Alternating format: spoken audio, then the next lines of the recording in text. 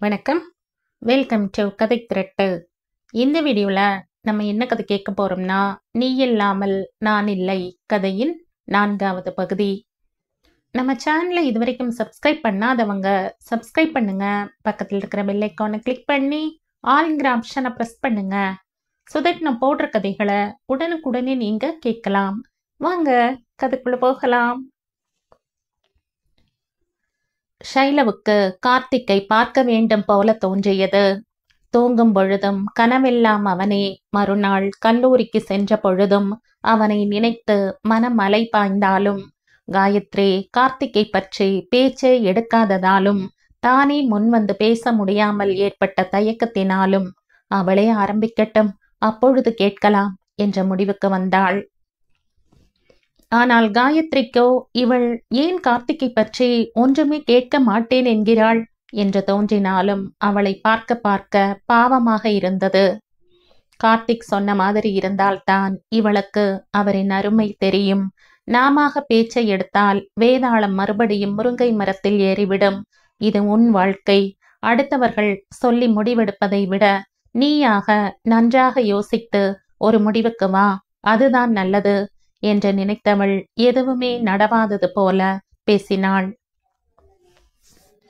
இப்படியே 1.5 மாதம் உருண்டோட இருவருமே கார்த்திக்கை பேசாமல் கண்ணாமூச்சி ஆட்டத்தை தொடர, கார்த்திக்கோ அவளுக்கு தெரியாமல் காரை ஓர் ஓரமாக நிறுத்தி பார்த்துவிட்டு செல்வான். வெள்ளிக்கிழமைகளில் மணக்குள விநாயகர் கோயிலுக்கு செல்லும் பழக்கமுடைய ஷைலோ அந்த வார வெள்ளிக்கிழமை மாலையிலும் காயத்ரியுடன் கோயிலுக்கு சென்று விநாயகரிடம், சீக்கிரமே கார்த்திக்கை என் கண்ணில் காட்டுப்பா என்று மனமுருக வேண்டிக் கொண்டு பிரகாரத்தை சுற்றி வந்து ஒரு மூலையில் காயத்ரியுடன் அமர்ந்து பேசிக் கொண்டிருந்தாள். அந்த நேரம் ஒரு பெண்மணி தன் மணிப்பர்ஸை தவறவிட்டதை கவனித்த ஷைலோ வேகமாக எழுந்து மணிப்பர்ஸை எடுத்து அவரை அழைத்து அவரின் கையில் கொடுத்து, கீழே விழுந்துருச்சுமா என்று நீட்ட நன்றி சொல்லி வாங்கியவர், உன் பேர் என்னம்மா என்றார் வாஞ்சையாக. சிறு புன்னகையுடன் தன் பெயரை சொன்னதும், அழகான பேருமா, மகாலட்சுமி மாதிரி இருக்க என அவரின் பேச்சிற்கு சிறு புன்னகையை பதிலாக கொடுத்துவிட்டு, நான் வரம்மா என்று காயத்ரியுடன் கிளம்பிவிட அந்த பெண்மணி மகாலட்சுமிக்குத்தான் அவளை பார்த்து கொண்டே இருக்கணும் போல ஆசையாக இருந்தது. யார் வீட்டுக்கு மருமகளா போக கொடுத்து வச்சிருக்கோ என்ற ஏக்க பெருமூச்சு எழுந்தது. வீட்டுக்கு சென்றவர் கோயிலில் பார்த்த பெண்ணை பற்றி கணவரிடம் சிலாகித்து பேச அவர் சிரித்து கொண்டே, நீயும் தானே நம்ம பையனுக்கு பெண்ணை கோயில் குளம்னு தேடுற, ஆனா அவன்தான் ஏற்கனவே ஒரு பெண்ணை பார்த்துட்டானே என்று கேலியாக சொன்னாலும் அவர் சொல்றதும் உண்மைதான் என்பதை உணர்ந்தவர் ஆதங்கம் தாங்காமல், இருந்தாலும் இந்த பெண்ணை பார்த்ததிலிருந்து மனசுக்குள்ள ஒரு ஏக்கம் என்று பெருமூச்செடுத்தார். மனைவியின் ஏக்கம் புரிந்தாலும், மகா நமக்கு ஒரே பையன்தானே, வேற யாரும் இல்ல என்ன தவிர என்று கண் சிமிட்டி சிரிக்க, ஆசையை பாரு, மீச நரைச்சாலும் ஆசை நரைக்கல என்று அவரை வார அட்டகாசமாக சிரித்தார். யாருக்குமா என்ன ஆசை அடங்கல என்று கேட்டுக்கொண்டே வந்த மகனுக்கு, நத்திங் கார்த்திக், உங்க அம்மா கோயில்ல ஒரு பெண்ணை பார்த்தாளாம், அவ இந்த வீட்டுக்கு மருமகளா வரணும்னு ஆசையா இருக்காம் என்று விஸ்வநாத் முடிப்பதற்குள் கார்த்திக் கோபமாக முறைத்தான். நான் தான் எனக்கு சொந்தமானவளை ஏற்கனவே செலக்ட் செஞ்சுட்டனே, அப்புறம் ஏன் இந்த வீண் வேலை என்று கோபப்பட்டவனை நிறுத்தி, இப்ப என்ன ஆச்சுன்னு கோபப்படுற, அன்னைக்கு காலேஜில் ஒரு பெண்ணை பார்த்தேன், அவ என் தேவதைன்னு, அவளை பத்தி ஏதாவது தெரிஞ்சுதா? இல்லையா என்றார் மகா. அம்மா, நான் அவகிட்ட ப்ரப்போஸ் பண்ணிட்டேன், இன்னும் கொஞ்ச நாள்ல உங்களுக்கு என் சம்மதத்தை சொல்றேன், அது வரைக்கும் கொஞ்சம் பொறுத்துக்க கூடாதா, என் செல்ல அம்மா இல்ல என்று உன் கொஞ்சல் எல்லாம் இருக்கட்டும், கொஞ்ச நாள்னு சொன்னியே, அது எத்தனை நாள் கார்த்திக் என்ற தந்தைக்கு சற்று தயங்கி, சரியா சொல்ல முடியாது டாடி என அவன் முக மாறுதலை கண்டு, ஒய் கார்த்திக், ஏதாவது பிரச்சனையா என்றார் சற்று கவலையுடன். நோ டாடி, அவ கொஞ்சம் ரிசர்வ்டு, தட்ஸ் இட், அதான் இன்னும் எனக்கு பதில் சொல்லல. அவளை பத்தி என்ன தெரியும் என்று துருவினார் தாய். அவள் பெயர் ஷைலஜா என்றவுடன், கண்ணா, இன்னைக்கு நான் கோயில்ல பார்த்த பெண்ணோட பேரும் ஷைலஜாதான் என்றதுமே, அம்மா, உலகத்துல ஒருத்தருக்குத்தான் இந்த பேர் இருக்குமா என்றான் சற்று எரிச்சலுடன். அவனின் எரிச்சல் புரிந்து விஸ்வநாத் மனைவியை கையமர்த்தி, நீ சொல்லுப்பா என்று ஊக்குவிக்க, ஷைலஜாவின் பிரச்சனைகளை விட்டு விட்டு விவரங்களை கூற இருவருக்குமே திருப்தியாக இருந்தது. சீக்கிரம் அவளை நம்ம வீட்டுக்கு கூட்டிட்டு வா கண்ணா என்ற தாயின் ஆசையை கண்டதும், ஒரு நிமிஷம் என்று மேலே சென்றவன் திரும்பி வரும்போது தன் லேப்டாப்போடு வந்து ஸ்கிரீன் சேவரில் போட்டு வைத்த படத்தை காட்டியதும் மகாலட்சுமிக்கு ஆச்சரியம், சந்தோஷம் என கலவையான உணர்வில் எதுவும் பேசத் தோன்றாமல் அவளின் படத்தையே பார்த்து கொண்டிருந்தார். இதுதான் தெய்வ சங்கல்பம் என்பதோ என்று யோசித்துக் கொண்டிருந்தவரிடம், என்னம்மா, ஷைலு படத்தையே பார்த்துட்டு இருக்கீங்க, நான் சொன்ன மாதிரி உங்க மருமக இருக்காளா என்ற மகனின் கேள்விக்கு சட்டென வாய்விட்டு சிரித்த மகாலட்சுமியை மற்ற இருவரும் புரியாமல் பார்த்தார்கள். எதுக்கு மகா இப்ப சிரிக்கிற என்று புரியாமல் கேட்ட கணவருக்கு, நான் இப்ப சொன்னேனே ஒரு பொண்ணு ஷைலஜா, அவ இவதான், என் மருமகளை தெய்வ சன்னிதானத்தில் வைத்தே பார்த்துட்டேன் என்று நெகிழ்ந்து போய் சொல்வதைக் கண்டு கார்த்திக்கு ஆச்சரியத்தில் வாய் அடைத்து போயிருந்தாலும் மனதில் மகிழ்ச்சி ஊற்றெடுத்தது. இந்த படம் உனக்கு ஏது கார்த்திக் என்ற தந்தைக்கு சிறிது தயங்கி, அவளுக்கு தெரியாம எடுத்தது என்றவுடன் அவருக்கு கோபம் வந்துவிட, இது தப்பு கார்த்திக், ஒரு பெண்ணுக்கு தெரியாம இந்த மாதிரி படம் எடுப்பது சைபர் குற்றம், தெரியும் இல்லையா, நீ விடல பையன் இல்ல இந்த மாதிரி செய்யறதுக்கு என்று கண்டிக்க, சாரிப்பா, பட் நான் என் ஷைலுவை தானே எடுத்தேன், என்னால் அவளுக்கு எப்படிப்பா தொல்லை வரும் என்றவனை கேள்வியாக நோக்கி, நீ மறைஞ்சிருந்து போட்டோ எடுக்கிற அளவுக்கு என்ன பிரச்சனை என்றார் ஆராயும் பார்வையுடன். சில வினாடிகளில் அமைதி காத்தவன் ஒரு பெருமூச்சை விடுத்து, ஷைலுவை பற்றி அவள் படும் துன்பங்கள், ஜுரம் வந்தது, கடைசியாக காயத்ரியிடம் சொன்னதையெல்லாம் சொல்லவும் மற்ற இருவருக்கும் அதிர்ச்சியாக இருந்தது. ஒரு சின்ன பெண்ணிற்குள் இவ்வளவு சோகமா, சோகத்தை தாங்குகிற வயசா அது என ஆயாசமாக இருந்தது. அதுதான் நான் அவள் கண்ணில் படாமல் அவளை தினமும் காலேஜுக்கு வரும்போது பார்க்கிறேன், அப்போ எடுத்ததுதான் இது. சாரிம்மா, சாரிப்பா, என்னால் அவளை பார்க்காம இருக்க முடியல என்ற மகனின் கண்களில் கண்ணீரை கண்டதும் மகாலட்சுமி பதறிவிட்டார். அவனை மடியில் சாய்த்து முதுகை வருடி கொடுக்கவும் மனதில் அதுவரைக்கும் அடைத்து வைத்திருந்த சோகங்கள் எல்லாம் கரை உடைத்து வெளிவர கார்த்திக்கின் முதுகு அழுகையில் குலுங்கியது. அதை கண்டதும் பெற்ற தாய் துடித்து போக, இதுவரைக்கும் அழுது பார்க்காத, எதையும் துணிவுடன் எதிர்கொள்கிற பையன் குலுங்கி அழுவதைக் கண்டதும் விஸ்வநாத்தின் கண்களிலும் வைரத் துளியாய் கண்ணீர். மனதின் பாரம் இறங்கியதும் கண்ணை துடைத்து கொண்டு தாயின் மடியில் இருந்து எழுந்தவன் மெலிதாக புன்னகைத்து, கொஞ்ச நாளா ஷைலுவோட கஷ்டமும் அவளை பார்த்தாலும் பேச முடியாத கஷ்டமும் என்னை ரொம்பவே அழுத்தி விட்டது, இப்போ கொஞ்சம் பரவாயில்ல என்றதும் இருவரும் மகனை பரிதாபமாக நோக்கினார்கள். சிறிது நேரம் சகிக்க முடியாத மயான அமைதி நிலவ அந்த மௌனத்தை உடைத்த விஸ்வநாத், கஷ்டம் என்றால் என்னவென்றே தெரியாமல் வளர்ந்த நீயே இந்த கொஞ்ச நாளில் ஏற்பட்ட துன்பத்தை தாங்க முடியாமல் ஆறுதல் தேடி அழுகிறாய். ஷைலவுக்கு இந்த மாதிரி ஆறுதல் யாரிடம் கிடைக்கும்? அதனால் சீக்கிரம் அவள் மனதை மாற்றி உன்னை ஏற்றுக்கொள்ளவை, அதுதான் அவளுக்கு சந்தோஷத்தையும் நிம்மதியையும் கொடுக்கும். ஆமா கண்ணா, என் மருமகளை கூடிய சீக்கிரம் வீட்டுக்கு அழைச்சிட்டு வா, என் பொண்ணு மாதிரி பாத்துக்கிற ஆசையுடன் கூற இருவரையும் அன்புடன் கட்டிக்கொண்டு, கண்டிப்பா கூடிய சீக்கிரமே உங்க பொண்ண அழைச்சுக்கிட்டு வர என்று உறுதியளித்துவிட்டு தன் அறைக்குள் சென்றான். அறையில் கட்டில் மேல் அமர்ந்து மடிமேல் லேப்டாப்பை வைத்து அதில் உள்ள ஷைலு போட்டோவை பார்த்து, புயலே வந்தாலும் நிமிர்ந்து நின்ற என்னை உன் விழிகளால் சாய்த்து விட்டாயே, எதற்கும் கலங்காத என்னை உன் காதலால் இப்போது அழ வச்சிட்டியே, நீ எப்போடா உன் காதல சொல்வ? உன்னுடைய ஒரு வார்த்தைக்காக தினம் தினம் ஏங்கிக்கிட்டு இருக்க. என்னை காதலிக்கிறேன் என்று ஒரு வார்த்தை சொன்னால் கூட போதும்டா, அந்த சந்தோஷத்துல எத்தனை வருடமானாலும் காத்திருப்ப என்று ஷைலுவுடன் மனதிற்குள் பேசிக்கொண்டிருந்த போது செல்போன் ரிங்கியது. ஹாய் கார்த்திக், என்ன மேன், ஃபோனும் இல்ல ஆளையும் காணோம். எங்கேயாவது வெளிநாட்டுல இருக்கையா இல்ல கனவுல மிதக்கறையா என்ற சந்தோஷின் குரலுக்கு ஹாய் எப்படிடா இருக்க, கல்யாண வேலையெல்லாம் எந்த அளவுல இருக்கு என்று விசாரித்தவன், நான் கனவுலையும் மதக்கல, வெளிநாடும் போகல, இங்கதான் இருக்கேன். சாருக்கு தான் ஸ்வேதாவை தவிர வேற யாரும் கண்ணுக்கு தெரியல, அதை சமாளிக்க இப்படி ஒரு பிட்டா என்ற கார்த்திக் வாரவம். போதும்டா போதும், இப்படி மானத்தை வாங்காத. நீ தான் கொஞ்சம் பிஸி, கல்யாணத்துக்கு வரேன்னு சொல்லிட்ட, அதான் நானும் அப்பாவும் கல்யாண வேலையில பிஸியா இருக்கோம் என்றவன் தொடர்ந்து, அடுத்த மாசம் முதல் வாரத்துல வச்சிருக்கோம். சரி, உன் மேட்டர் எந்த லெவல் நிக்குது? நீ ஷைலு கிட்ட பேசினேன்னு சிவா சொன்னா, நீ என்ன சொன்ன, அவ என்ன சொன்னா? ஏய் கொஞ்சம் மூச்சு விட்டு பேசுடா. நீ கேட்ட கேள்விக்கு ஒரே வரியில பதில், பாதி கிணறு தாண்டிட்டோம். டேய் நிறுத்துடா, சொல்ற உதாரணத்தை பாரு.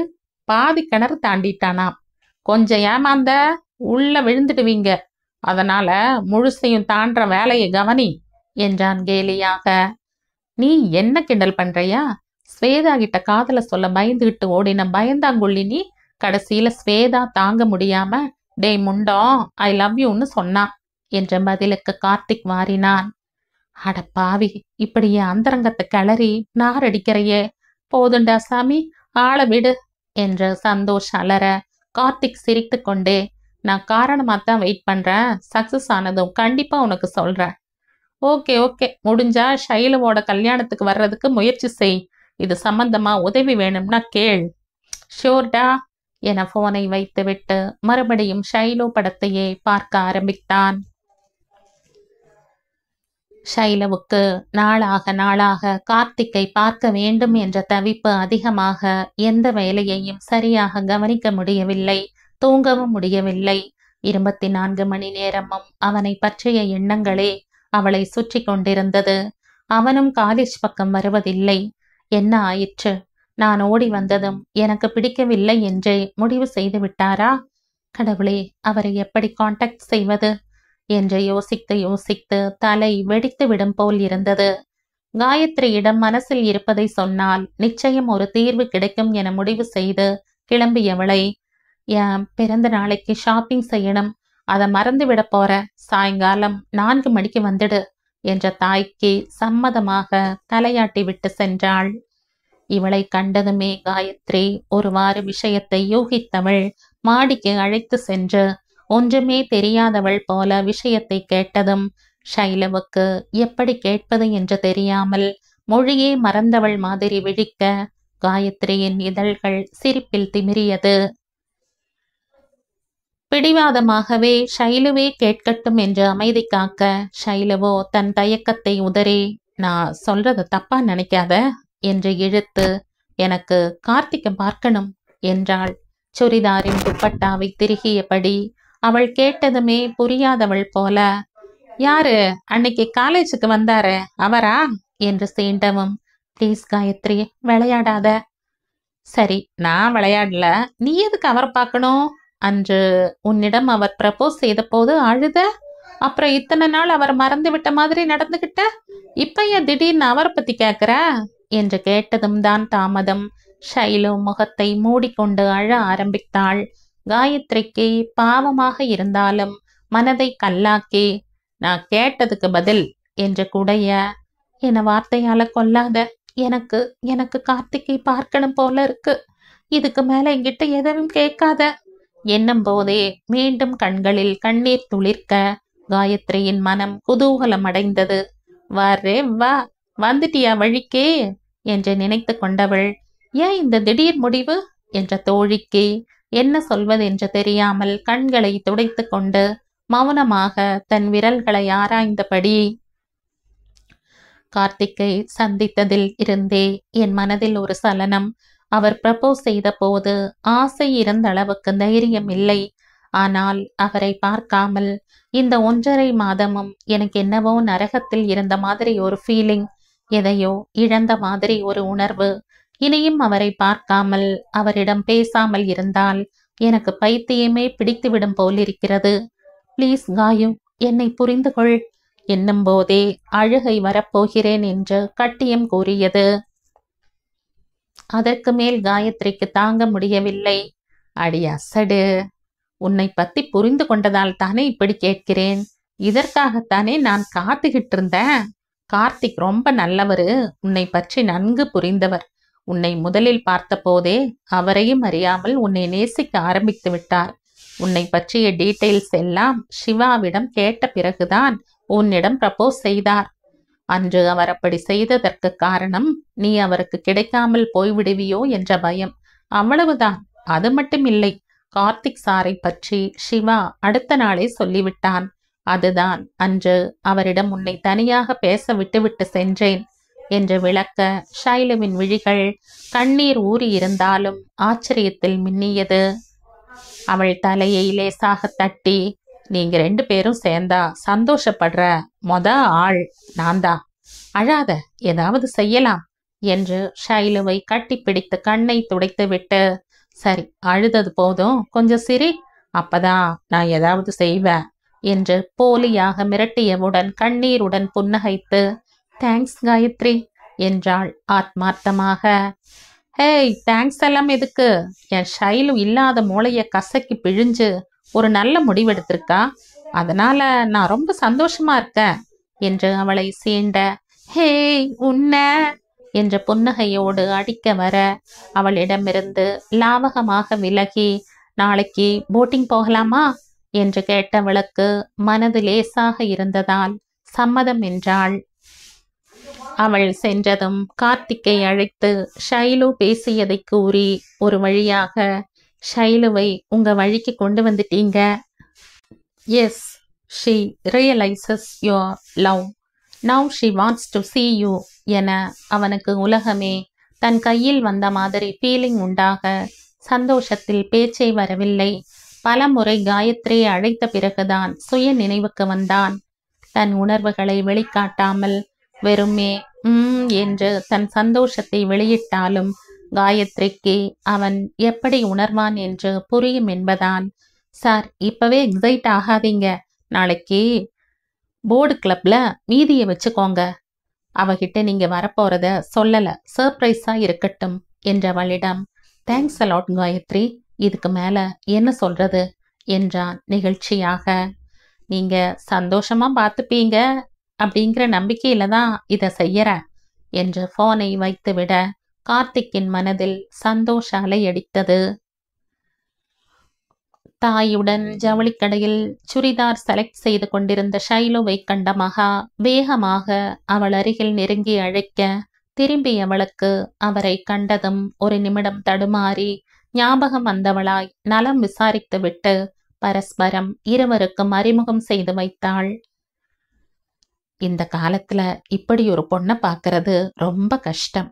ஷைலு மாதிரி ஒரு பெண் பிறக்க நீங்க கொடுத்து வச்சிருக்கணும் என்றதும் சுஜாதாவின் முகம் ஒரு நிமிடம் வாடி பின் சரியானது. அவரே தொடர்ந்து, எனக்கு பெண் என்றால் மிகவும் கொள்ளை ஆசை, ஆனால் கடவுள் அந்த பாக்கியத்தை எனக்கு கொடுக்கலை.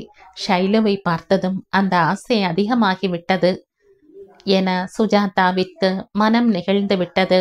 தன் வீட்டில் இந்த பெண் அக்காள்களிடம் மாட்டிக்கொண்டு படும் அவஸ்தையை எண்ணி வேதனையாக இருந்தது. ஒரு நாளைக்கு ஷைலுவை அனுப்பி வைங்களேன், என் வீடு மணக்குள விநாயகர் கோயில் பக்கத்துல தான், கோயிலுக்கு வரும்போது அப்படியே வீட்டுக்கு வாமா என்ற மகாலட்சுமிக்கு, கண்டிப்பா அனுப்பி வைக்கிறேன் என்றார் சுஜா. அடுத்த நாள் காயத்ரியுடன் போட்டிங் போவதை பற்றி தாயிடம் கூறிவிட்டு படுக்க சென்றவளுக்கு கனவெல்லாம் கார்த்திக்கின் முகவரியே. மறுநாள் தாயிடம் விடை பெற்று காயத்ரியுடன் ஷைலு ஸ்கூட்டியில் கிளம்பினாள். வழியெல்லாம் காயத்ரி ஏதேதோ பேசிக்கொண்டு வர ஷைலுவை கார்த்திக்கின் நினைவுகளை ஆக்கிரமித்திருந்ததால் எதுவுமே கருத்தில் பதியவில்லை. போட்டிங் கிளப் போய் சேர்ந்ததும் வண்டியை பார்க் செய்துவிட்டு ரெஸ்டாரண்டை நோக்கி சென்றார்கள். ஷைலுவை வெளியே நிறுத்தி, நீ இங்கேயே நில்லு, போட் ஃப்ரீயா இருக்கான்னு பார்த்துக்கிட்டு வர என்றவள் உள்ளே சென்று கார்த்திக்கை தேடினாள். டைனிங் ஹாலில் ஒருவித பரபரப்புடன் அமர்ந்திருப்பதை கண்டவள் புன்னகையுடன் நெருங்க அவளை பார்த்துவிட்ட கார்த்திக்கும் வேகமாக அவளை நெருங்கினான் ஆவலுடன். ஷைலு எங்க என்று விழுந்த முதல் கேள்வியில் விரிந்த புன்னகையுடன், உங்க ஷைலு இல்லாம வருவனா? அவளும் வந்திருக்கா, வெளியில நிக்க வச்சிருக்கேன், அழைச்சிட்டு வரவா, இல்ல நீங்களே போய் சந்திக்கிறீங்களா என்றாள் புன்னகையுடன். இல்ல வேண்டாம், நான் இங்கே இருக்கேன், நீங்க அவளை கெஸ்ட் ரூமுக்கு அனுப்புங்க, நான் வெயிட் பண்றேன் என வெளியில் வந்தவளை எதிர்கொண்டாள் ஷைலு. ஒரு நிமிடம் இவள் கார்த்திக்கை பார்த்திருப்பாளா என்று யோசித்தவள், என்னப்பா போட் ஃப்ரீயா இருக்கா என்ற இயல்பான கேள்வியில் அவள் பார்க்கவில்லை என்பது ஊர்ஜிதமாக, இப்போதைக்கு எதுவும் இல்ல, கெஸ்ட் ரூம் புக் செஞ்சிருக்கேன், நீ அங்க போ, நான் வரேன் என மறுபேச்சு பேசாமல் ரூமை தேடி சென்றாள். ரூமிற்கு சென்று கதவை திறக்க இனிதாக ஷாக் அடித்த மாதிரி இருந்தது. மார்பில் அழுத்தமாக கையை கட்டிக்கொண்டு சுவரில் சாய்ந்தபடி சிரித்து கொண்டிருந்த கார்த்திக்கை கண்டதும் இத்தனை நாட்களாக யாரை பார்க்கணும் பேசணும்னு ஆசைப்பட்டாளோ அவளின் எண்ணத்தின் நாயகனே எதிரில் நிற்பதை நம்ப முடியாமல் தடுமாறினாள். ஒரு நிமிடம் தான் காண்பது கனவா என்ற சந்தேகம் கூட எழுந்தது. ஆனால் அவனோ ஒரு நிமிடம் கூட கண் இமைக்காமல் அவளையே ரசித்து கொண்டிருந்தான். கால்கள் அங்கேயே வேர்கள் ஊன்றிவிட ஒரு அடி கூட நகர்த்த முடியவில்லை. அங்கேயே நின்றுவிட சிரிப்புடன் அவளை நெருங்கியவன், ஹலோ மேடம், என்ன இங்கே நின்னுட்டீங்க, உள்ள வரமாட்டீங்களா என்று சிரிப்புடன் அவள் கை பிடித்து அங்கிருந்த சோஃபாவில் அமர்த்தி தானும் பக்கத்தில் அமர, அப்பொழுதும் ஷைலுவின் விழிகள் அவன் முகத்தை விட்டு அகலவில்லை, ஆச்சரியமும் அகலவில்லை. ஹே, என்னாச்சு, ஏன் இப்படி விழுங்குற மாதிரி பாக்குற, என்ன நீ இங்க எதிர்பார்க்கல இல்லையா என அப்பொழுதும் அவளிடம் மௌனம்தான் பதிலாக வந்தது.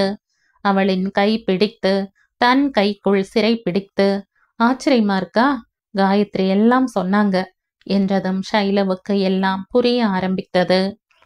சொல்லு ஷைலு, நான் அன்னைக்கு உன்கிட்ட ப்ரப்போஸ் பண்ணினதுக்கு நீ இன்னும் பதில் சொல்லல, உன் பதிலுக்காக நான் இவ்வளவு நாள் காத்துக்கிட்டு இருக்கேன்டா என்றவனின் குரலில் ஏக்கம் இழையோட மெல்ல நிமிர்ந்து அவன் முகத்தை நோக்கிவிட்டு தலையை குனிந்து கொண்டாள்.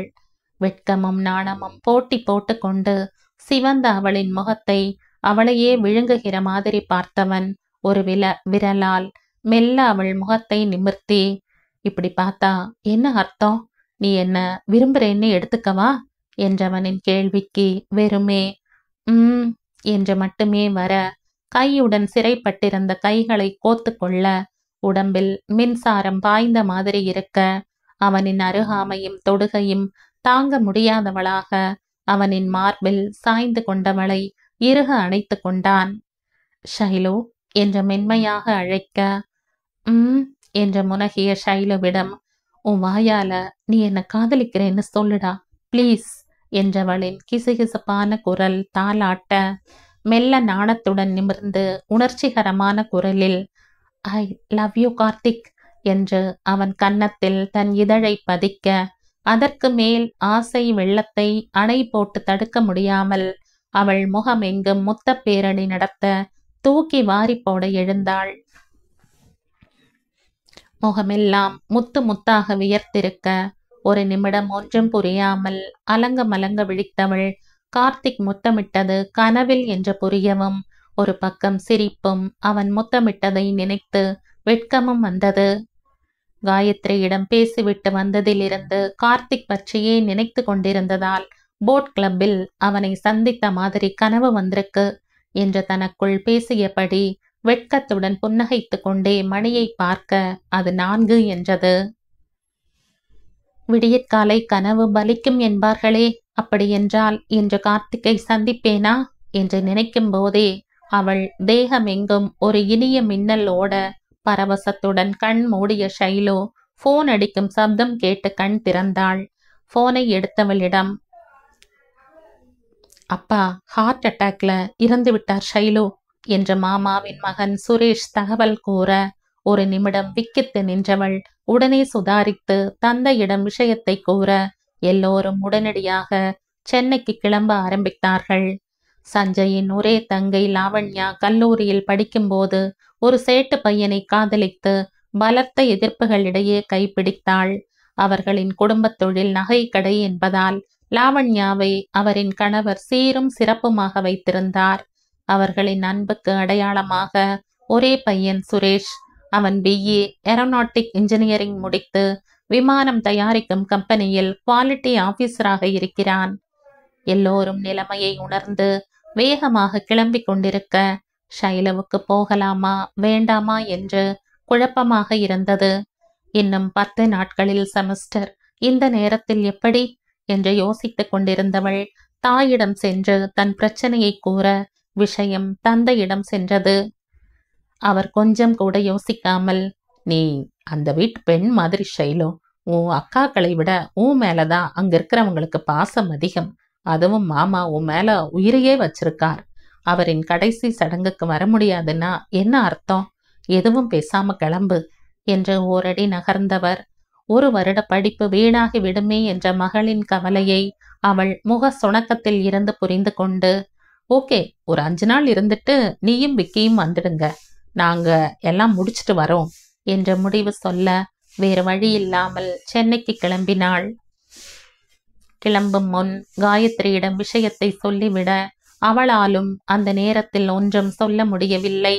போகும் வழியில் ஷைலுவுக்கு தற்காலிகமாக கார்த்திக் பற்றிய நினைப்பு போய் மாமாவை பற்றிய யோசனை ஓடியது. மாமாவுக்கு மத்தைக்கும் எப்போதுமே ஷைலு மேல் ஒரு தனி பாசம். அவர்களுக்கு பெண் பிள்ளை இல்லாத காரணத்தால் ஷைலுவை தங்கள் பெண்ணாக நினைத்து ஊரிலிருந்து வரும்போதெல்லாம் அவளுக்கு துணி நகை என்று வாங்கி வருவார்கள். அவளின் அழகும் பொறுமையும் பொறுப்பும் அவர்களுக்கு அவளின் மேல் பாசத்தை அதிகப்படுத்தியது. நளினாவிற்கும் சாதனாவிற்கும் மரியாதை, பண்பு, பாசம், நேசம் இந்த வார்த்தைகளை கண்டாலே அலர்ஜி. ஸ்கூலிங் பொழுது ஃபைனல் இயர் லீவு வந்தால் மாமாவின் வீடுதான் ஷைலுவுக்கு வேடந்தாங்கல்.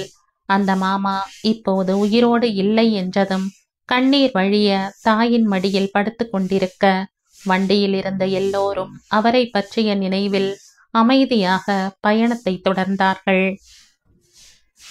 சென்னை போய் சேர்ந்ததும் அத்தை ஷைலுவை கட்டிக்கொண்டு அழவும் அவளுக்கும் அழுகையாக வந்தது. சில மணித்துளிகளிலே மாமா இறுதி பயணம் சென்றதும் அவரவர் மற்ற வேலைகளை கவனிக்க செல்ல ஷைலு குளித்துவிட்டு மொட்டை மாடியில் நின்று காயத்ரி பற்றி யோசித்துக் கொண்டிருந்தவளுக்கு போட் கிளப் வருகிறோம் என்ற ஆசை காட்டி மோசம் செய்து விட்டோமே என்ற பெருமூச்சு எழுந்தது.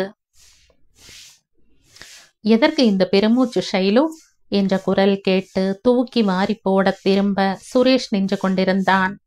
இவளை விட 4 வயது பெரியவன் என்றாலும் இவள் பெயர் சொல்லித்தான் கூப்பிடுவான்.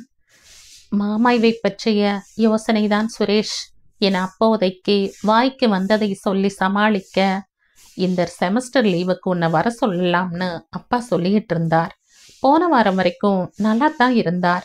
முந்தா நாள் நெஞ்சு வலின்னு ஹாஸ்பிட்டல்ல சேர்த்து ட்ரீட்மெண்ட் கொடுத்ததும் நல்லா தான் இருந்தார்.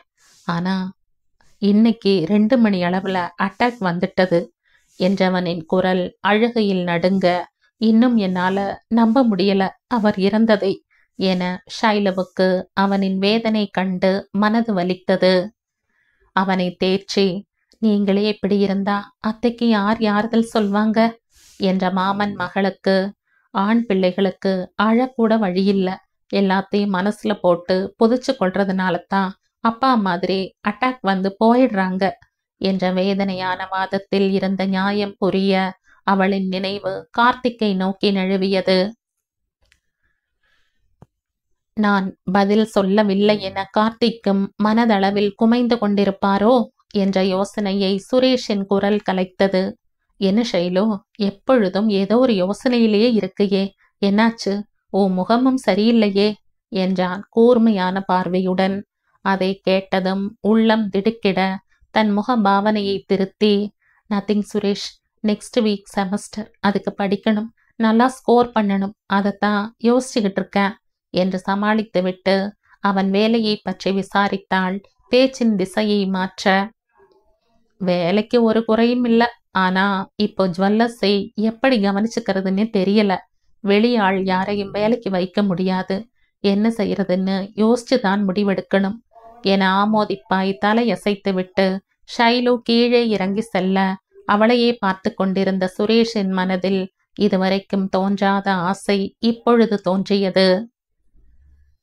பாண்டியில் கார்த்திக் ஏமாந்து விடுவாரே என்று நினைத்ததுமே காயத்ரிக்கு மன உளைச்சல் அவளை வாட்ட தயங்கி தயங்கி ஒரு வழியாக அவனிடம் விஷயத்தை கூற ஒரு நிமிடம் அவனிடம் இருந்து சத்தமே எழவில்லை. அவள் பல முறை அழைத்ததும் ஒரு நெடிய மூச்சை விடுத்து, பரவாயில்ல காயத்ரி, இப்படி ஆனதுக்கு அவ என்ன செய்ய முடியும், விடுங்க, இன்னொரு நாள் பார்த்துக்கலாம் எனும்போதே ஏமாற்றமும் ஏக்கமும் சரி விகிதத்தில் கலந்திருந்தது குரலில். எனக்கே இவ்வளவு ஏமாத்தமா இருக்கும்போது உங்களுக்கு ஏமாத்தமா இல்லையா என உள்ளே போய்விட்ட குரலில் கேட்டதும் கடகடவென்று சிரிக்க ஆரம்பித்து விட்டான்.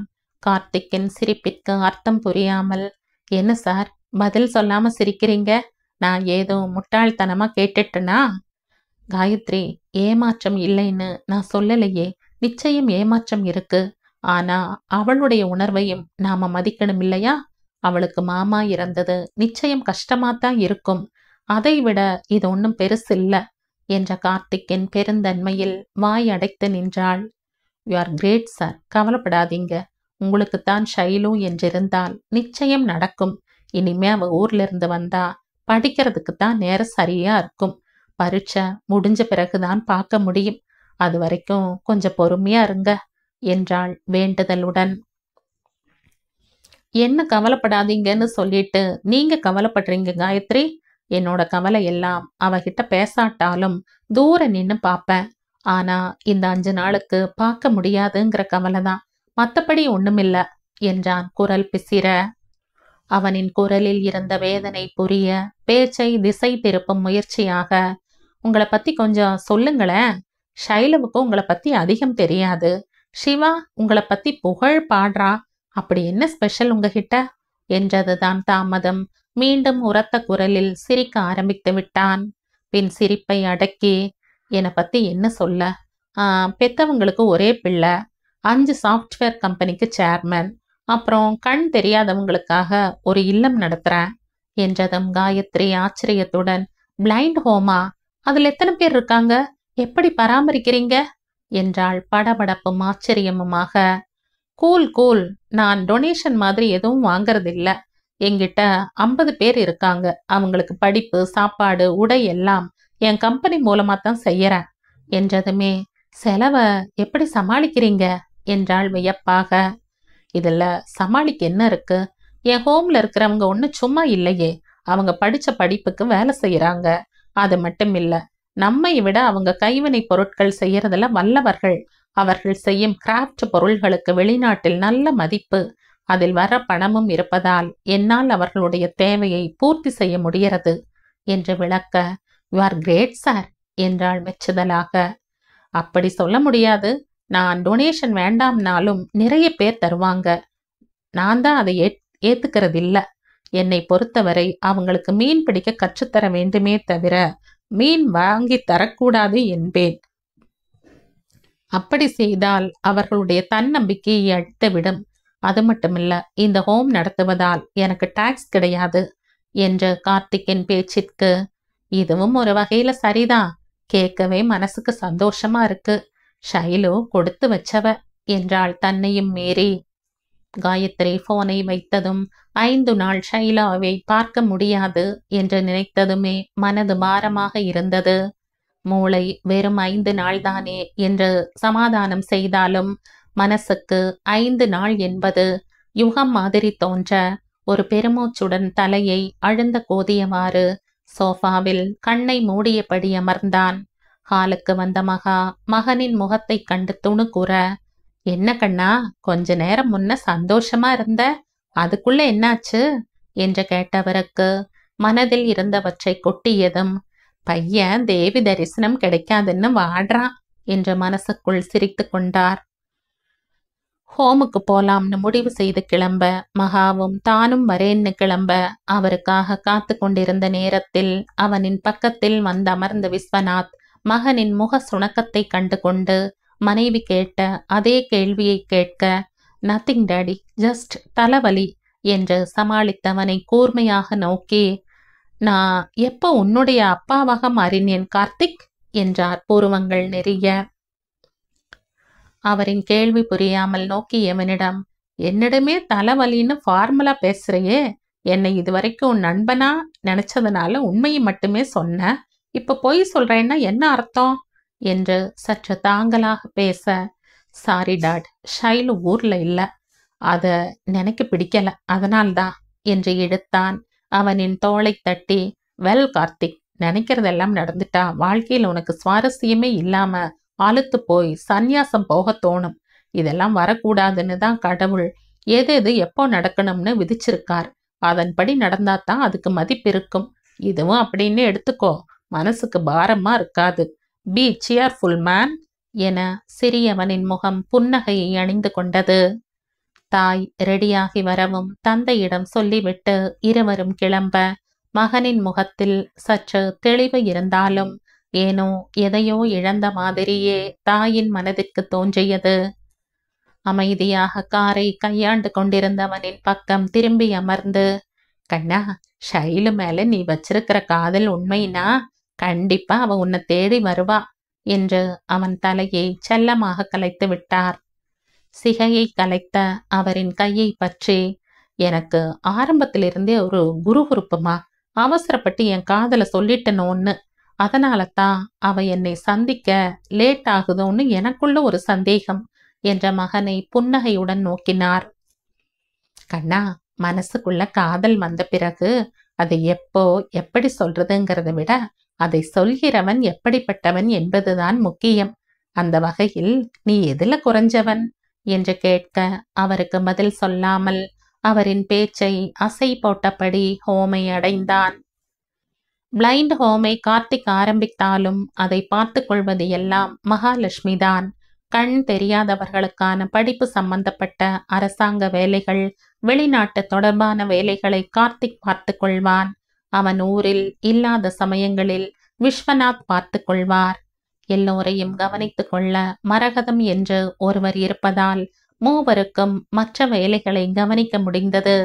ஹோமில் அவர்களுக்கு தேவையானவற்றை மரகதத்திடம் விசாரித்து கண் இல்லாதவர்களிடமும் பேசிவிட்டு வீடு திரும்பும்போது மனசு லேசாக இருந்தது கார்த்திக்கிற்கு. இந்த கதையின் தொடர்ச்சியை அடுத்த பதிவில் கேட்கலாம். நன்றி.